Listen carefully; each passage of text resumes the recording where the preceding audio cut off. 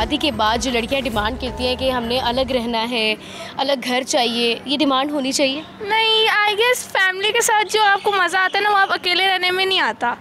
जो लाइक रिश्तों के साथ मज़ा आता है ना वो अकेले रहने में आप बोर हो जाते हो। लाइफ आपको बस सारा दिन कुछ करने को नहीं होता। ठीक है। क्योंकि मुझे आदत है कि सबके बीच में रहने की, तो मैं अकेली नहीं रह सकती। इसलिए मेरा तो प्रेफरेंस यही होती है कि जॉइंट फैमिली होनी चाहिए। जॉइंट फैमिली होनी चाहिए और फिर बड़ी फैमिली होनी चाहिए। इतनी भी बढ़िया नहीं होनी चाहिए, नॉर्मल होनी चाहिए बस। बस नॉर्मल चाहिए पर रौनक लगी। हाँ, ऐसे ही है। यानी ये कहा जा सकता है कि अगर छोटे बच्चे जो है वो घर की रौनक होते हैं तो बड़े घर की बरकत होते हैं। तो जी एक हस्बैंड और वाइफ से पूछते हैं कि जॉइंट फैमिली बेहतर है या फिर सेपरेट हो जाएं वो बेहतर है? Sir joint family is better. क्यों? कराची में पता है आपको कितने मसले हैं।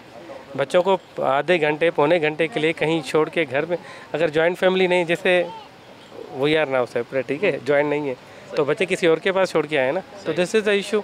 अगर if we have an joint family then we would not happen. First we think कि हम अलग हो जाएंगे तो हमारे खर्चे कम हो जाएंगे, but at the end we repent, हम पछताते हैं कि हमारे खर्चे भी बढ़ जाते हैं। अच्छा, खर्चे बढ़ जाते हैं। मैम आपसे पूछेंगे, खर्चे बढ़ जाते हैं तो क्या यही वजह है वालिदैन के साथ रहने की, खर्चे मैनेज हो जाएं? जी बिल्कुल, खर्चे मैनेज हो जाते हैं। इसके अलावा भी तो वजूहात होंगी कुछ? नहीं, जॉइंट फैमिली इसलिए अच्छी है क्योंकि कभी हमें बाहर जाना पड़ता है तो घर में अम्मी अबू कोई भी बैठा होता है तो बच्चों को कम से कम संभालता तो है ना। यानी ये मज़े हैं कि अब दादा और दादी संभालें। बिल्कुल मज़े हैं। तो अभी आप दोनों साथ हैं, बच्चों को छोड़ कर आए? ट्यूशन पे बिठा के आई। अब जो शौहर होता है उसके माँ बाप के साथ रहना चाहिए या फिर अलग? नहीं, अब जैसे अगर हम अपने पेरेंट्स को पेरेंट्स समझते हैं तो अब हमने उनके साथ शादी किया है तो जो उनके पेरेंट्स हैं वो भी हमारे पेरेंट्स होते हैं। मतलब हमें उनको भी पेरेंट्स ही समझने चाहिए और उनको भी उसी तरह ट्रीट करना चाहिए। ठीक है, यानी इस तरह की डिमांड ही गलत है? हाँ जी, इस तरह की डिमांड नहीं करनी चाहिए। अगर तो बहुत ज़्यादा कोई इश्यूज़ होते हैं, जब मतलब कुछ होता है ना, कुछ फैमिलीज़ में बहुत ज़्यादा इश्यूज़ हो जाते हैं जो कि मियाँ बीवी के दरमियान फिर वो चीज़ें क्रिएट हो जाती हैं, उसके लिए फिर अगर वो ये डिमांड करे तो इतना गलत नहीं होता। लेकिन अगर कोई इशू भी नहीं है तो फिर भी लड़की, कुछ होती हैं इस तरह की भी लड़कियाँ होती हैं जो डिमांड्स करती हैं कि हमें रहना ही सेपरेट है, तो वो गलत है। बहुओं से हम बात कर रहे हैं, एक सास से भी पूछ लेते हैं। ये बताइए, जॉइंट फैमिली ज़्यादा बेहतर है या फिर बच्चे अलग रहें वो ज़्यादा बेहतर है? जॉइंट फैमिली में हम शुरू से रहे हैं तो हमें तो वही पसंद है। दादा दादी देखते हैं बच्चों को, कहते हैं आजकल ज़्यादातर यही कहते हैं कि हम अलग हों या अलग रहें, लेकिन जिसका एक ही बेटा हो और उसको साथ ही रहना हो, बेटा हो, तो अच्छा होते हैं। आपका बेटा एक है और वो साथ है? एक बाहर एक यहाँ है। तो वो जो बेटा इधर है उसकी शादी हुई भी है? जी, उसके 4 बच्चे। उनकी जो वाइफ है वो लड़ती तो नहीं आपसे? नहीं, ऐसी कोई बात नहीं है, कज़न है। अच्छा, लेकिन अमूमन कज़न भी हो तो कुछ ना कुछ तो होता है। घर में तो होती है ना कभी थोड़ी बहुत कि हमने तो ऐसे किया था, हमने ऐसे संभाला था, हम चीज़ें ऐसे संभालते थे, ये तो होता है ना। आजकल कहाँ संभालते हैं आप? मेरे ख्याल में तो वालिदैन के साथ ही रहना चाहिए क्योंकि माँ बाप बच्चे को राइज करते हैं तभी, और बहुत कुछ करते हैं बच्चे के लिए। और दूसरी बात ये एक्सटेंडेड फैमिली से कहते हैं कि बेटे और माँ बाप जो साथ में रहते हैं तो एक सपोर्ट रहता है बच्चे के लिए भी। शादी के बाद लड़कियों अलग घर की डिमांड करती हैं, आपके नज़दीक ये डिमांड होनी चाहिए? बिल्कुल होनी चाहिए क्योंकि सबको ही इंडिपेंडेंट रहने का हक़ है। तो मेरे नज़दीक तो ठीक है अगर घर वालों को कोई प्रॉब्लम नहीं है तो। और अगर घर वालों को कोई प्रॉब्लम हो तो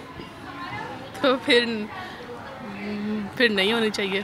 फिर ये झगड़े की सूरत इख्तियार करते हैं। झगड़े की सूरत, फिर अपना ही काम ख़राब है, फिर अपना ही घर के मसले फिर बढ़ते हैं इस तरह से।